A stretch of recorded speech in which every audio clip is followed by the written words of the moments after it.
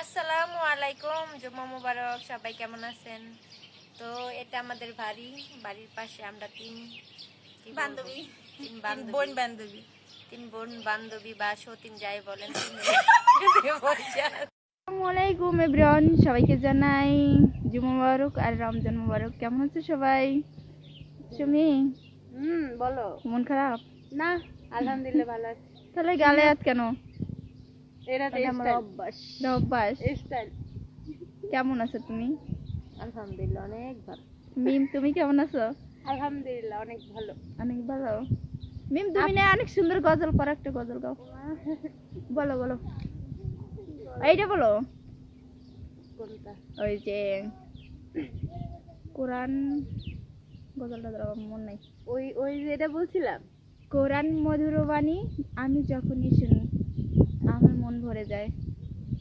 কোরআন মধুর বাণী আমি যখনই শুনি আমার মন ভরে যায়।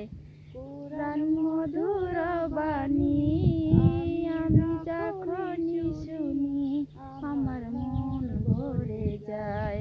শোনো মুমিন মুসলমান, দেখো না কোরআন কত শান্তি পাওয়া যায়।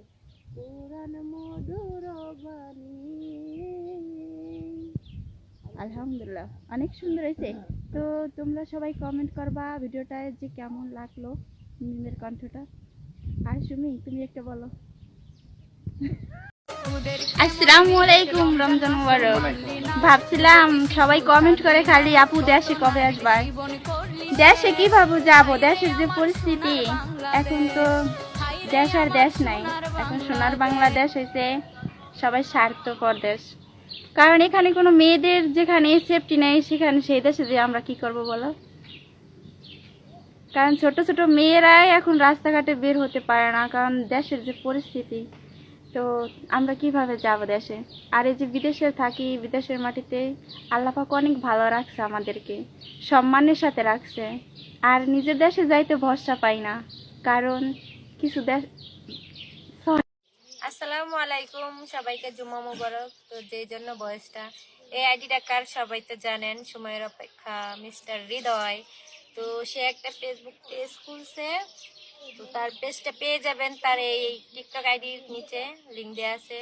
সবাই যাইয়া সেই পেজটাকে ফলো করে আসবেন প্লিজ প্লিজ।